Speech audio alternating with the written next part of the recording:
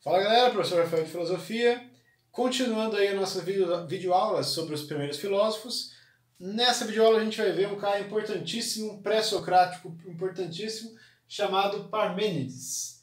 Parmênides de Eleia, de onde ele vem. Nascido em 530 e falecido em 460 a.C. Esse filósofo aqui, a gente vai perceber ele como um grande opositor ao Heráclito de Éfeso, que a gente viu, foi o último que a gente viu, né, na nossa videoaula passada. O cara que falava do devir, né, que tudo é um constante vir a ser ou um deixar de ser, é uma constante transformação, né, de não banhar duas vezes no mesmo rio. Esse cara aqui ele vai atacar essa visão do devir do Heráclito. A arqué dele, o elemento primordial, a gente chama de o ser uno. Para quem já teve aula comigo presencialmente, onde eu apresentei as áreas da filosofia, já ouviu falar de ontologia, né? Quando eu falo que uma das áreas é a metafísica, que ela estuda a ontologia, né? Que é o estudo do ser, essa área da filosofia surge com esse pensador pré-socrático. Quando ele fala que a arqué é o ser uno, ele acaba criando esse estudo do ser. O ser. O ser a gente entende que é o que possibilita com que as coisas existam. Certo? Quando eu falo assim, por exemplo, o que é o tempo, eu estou falando o que é o ser que faz com que exista a substância tempo. Tá? Isso é a ontologia. Ele pergunta sobre a essência da coisa, o que faz a coisa ser a coisa mesma. Tá? Então, ele é o pai da ontologia e vai falar que o cosmos aí, o elemento primordial, a arqué, é o ser uno. E ele tem essa seguinte frase que a princípio parece bem trivial, mas ela tem algumas consequências. Ele vai dizer o seguinte: o ser é e não pode não ser. O não ser não é e não pode ser. Parece, bem básico, né? Claro, ser é e não pode não ser. Mas o que a gente deriva disso daí? O que ele está dizendo aqui, uma das coisas que ele está dizendo aqui, é que, por exemplo, o ser, ou seja, o que existe, o que é, não vem do não ser. Ou seja, tudo que existe não veio do nada. O ser não vem do não ser. Como também o ser não volta ao não ser. Né? O que é não pode não ser e o que não é não pode ser. E como a gente viu com o Heráclito, que tudo é um devir, para o Heráclito tudo é movimento. Tudo vem a ser, tudo deixa de ser. Já para o Parmênides, tudo é estático. Para o Parmênides, o movimento é uma ilusão. Porque o ser é, e ele nunca deixa de ser. Certo? Então, a gente tem aqui que o Heráclito acha que tudo está em movimento e que quem tenta parar o movimento cai em uma ilusão. E o Parmênides diz que, na verdade, o iludido é o Heráclito. Né? Na verdade, tudo é. E quem está em ilusão é quem acha que tudo se transforma. É uma ilusão do mundo, é uma ilusão dos nossos sentidos. Mas com a razão a gente consegue atingir a verdade, a essência, esse ser uno. Que tudo é esse ser uno. E esse ser, então, ele tem essas características aqui. O ser uno do Parmênides. Ele é ingerado, ou seja, ele não veio do nada. Né? O não ser não é e não pode ser. Né? Que inclusive é a visão cristã, né? De que Deus criou o mundo. Se Deus criou o mundo, Deus criou do nada. Para ele, não. Não pode vir do nada. O nada não existe para ele. Certo? O nada, inclusive, é impensável. Você consegue pensar em nada? Não dá, né? Ele vai dizer, não dá nem para a gente falar do nada, pensar no nada, porque não existe. O que existe é. E o que não existe, não é. A gente não consegue nem falar, nem pensar sobre o nada. Então esse ser é ingerado, ou seja, ele não nasceu, ele sempre esteve aí, estático, sem transformação. Incorruptível, ele não muda, ele não se corrompe. É imutável, mesma coisa, imóvel também. Ele é todo igual, esferiforme, a esfera é a forma que os gregos entendiam como a forma perfeita, a forma esférica, né? Que inclusive, olhando para o mundo, você não encontra a forma esférica, né, no mundo, mas pela via da razão, a gente consegue pensar em uma esfera perfeita. Então, a esfera é o símbolo da perfeição para os gregos, tá? E o ser uno, como o próprio nome já diz, outra característica é um. Além de negar o movimento, ele também nega a multiplicidade. Tudo é um. E aí eu vou ler aqui para vocês uma frase do Heráclito para a gente entender como que o Parmênides se contrapõe ao Heráclito.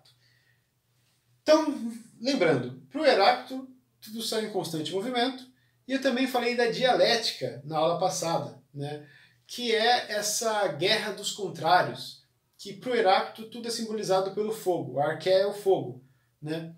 E o fogo então simboliza essa transformação do que queima e a coisa deixa de ser, está em constante transformação, enfim. E na dialética você percebe a luta entre os contrários.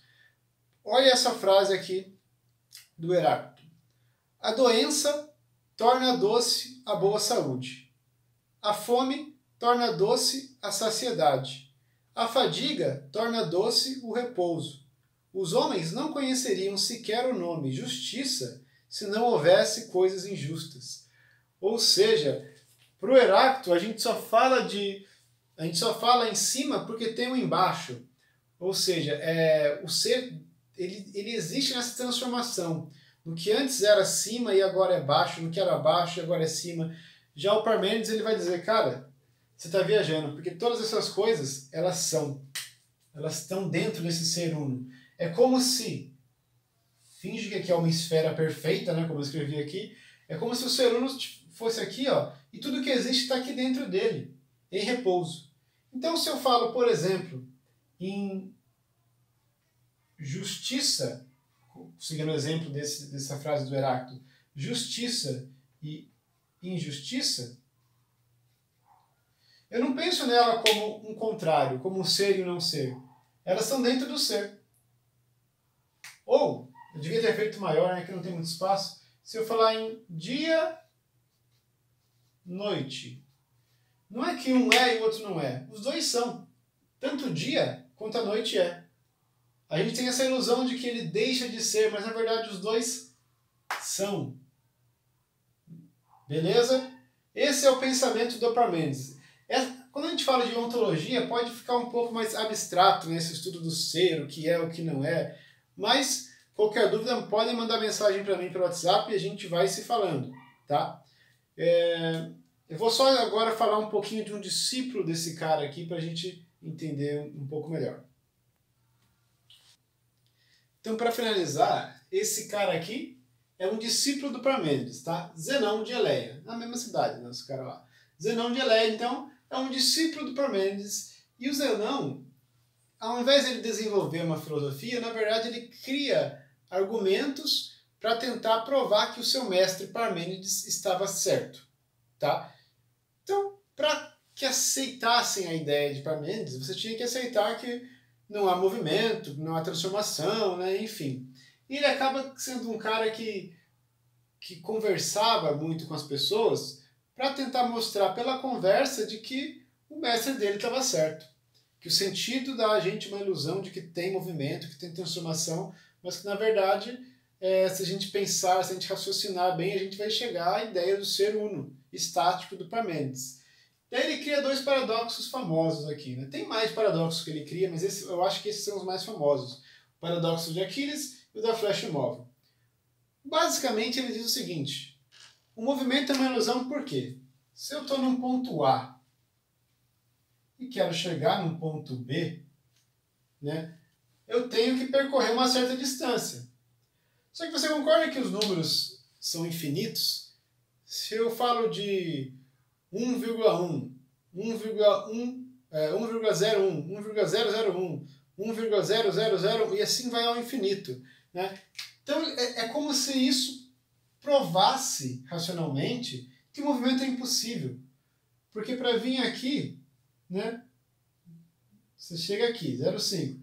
Mas do 0,5 para cá tem 0,51, 0,511, Entendem? Infinitamente. E ele diz que isso é o suficiente para provar que o movimento é uma ilusão. A gente acha que ele existe, mas os números são infinitos de um ponto até o outro e a gente nunca chega de fato num ponto.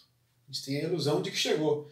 Então, no paradoxo do Aquiles e da tartaruga, ele fala, ó, imagina que o Aquiles, finge que esse A, eu vou aproveitar, o A é o Aquiles e o T é a tartaruga. O Aquiles aposta a corrida com a tartaruga, só que o Aquiles, por ser muito mais rápido, né, um semideus aí, rápido pra caramba, deixa que a tartaruga saia na frente. E a tartaruga percorre metade do percurso antes do Aquiles. Aí ele fala, para o Aquiles chegar na tartaruga, antes ele tem que percorrer metade do caminho. E nisso, a tartaruga já andou um pouquinho. Aí para o Aquiles agora percorrer aqui, ele tem que cruzar metade desse caminho. Nisso a tartaruga já andou mais um pouquinho. Que vai ter que percorrer metade. E assim, ao infinito, o Aquiles nunca passaria a tartaruga, seguindo essa fórmula do paradoxo do Aquiles. Tá? E o da flecha é basicamente a mesma coisa. Ele vai dizer que, em vez, a gente enxerga que quando um arqueiro atira a flecha, ela se movimenta até atingir o alvo. Ele falou, na verdade, ela está parada. Como se fosse, gente, aquele rolo de cinema, sabe? Que a gente senta na cadeira lá do cinema e enxerga o filme e tudo mais. Mas, na verdade, são várias fotos que vão rolando. Né? É como se fossem várias flechas paradas que nesse rolo cinematográfico, digamos assim, passam a ilusão de movimento pra gente. Como em filme. A gente enxerga movimento, mas na verdade são várias fotinhas que o rolo vai juntando, saca? Então é só para dizer que ele é um cara que criou paradoxos, ficou famoso por criar paradoxos, para tentar corroborar com o pensamento do seu mestre Parmênides, certo? Vou deixar a atividade para vocês, perguntas sobre os pré-socráticos. A gente ainda não terminou de ver todos, né, mas na próxima semana a gente termina os pré-socráticos. E é isso aí. Qualquer dúvida, manda mensagem, a gente vai se falando. Valeu!